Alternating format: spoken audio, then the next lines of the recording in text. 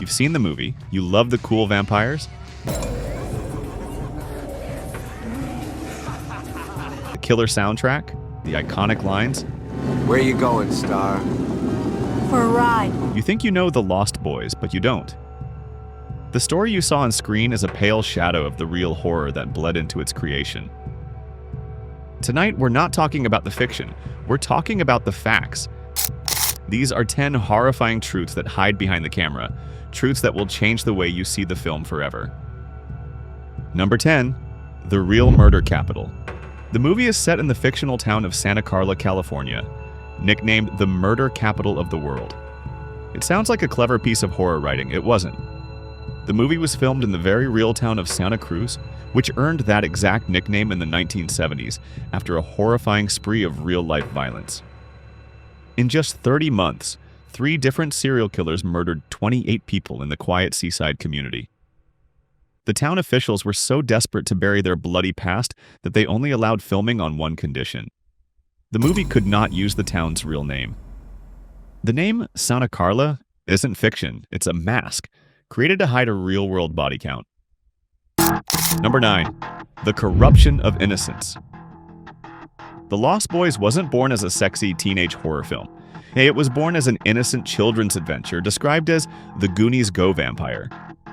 In the original script, the Frog Brothers were 8-year-old Cub Scouts and the vampires were just 13 or 14.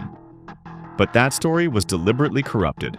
A producer demanded the characters be aged up, saying he wanted them old enough to drive. But what he really meant was old enough to fuck.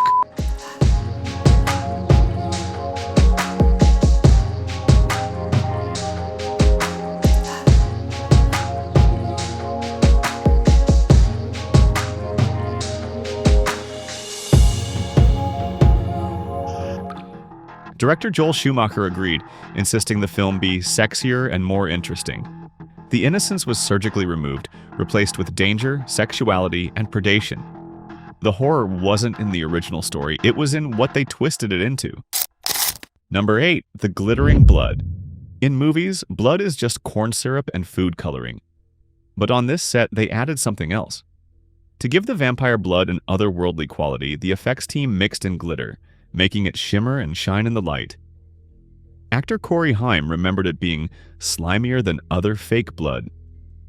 Think about that. Every time a vampire was staked, every time they bled, the filmmakers were coating the violence in a layer of sparkling artifice. It's a grotesque, perfect metaphor for the entire production, taking something horrific and making it pretty for the camera. Number 7. The hidden injury. David's black leather gloves are one of the most iconic parts of his costume, but they weren't just a fashion choice. They were a cover-up. Before filming began, Kiefer Sutherland tried to show off for a girl by popping a wheelie on his motorcycle. He crashed and broke his wrist. For the entire shoot, he was forced to wear a medical cast. The gloves you see on screen are there for one reason: to hide a painful, real-world injury that happened off-camera. Every time you see him, you're seeing a man hiding his cast, his pain disguised as cool. Number 6. The real tears of pain.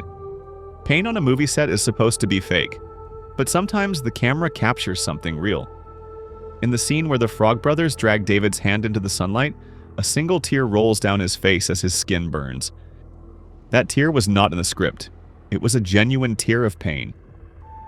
The special effect contact lenses Kiefer Sutherland was wearing were, in his own words, stinging him terribly. The director saw the take, saw the authentic agony, and decided it was perfect for the scene. The tear you see is real, the pain is real, and they put it in the movie. Number 5. The director's violence. A director is supposed to guide a performance, not force it. That line was crossed on this set.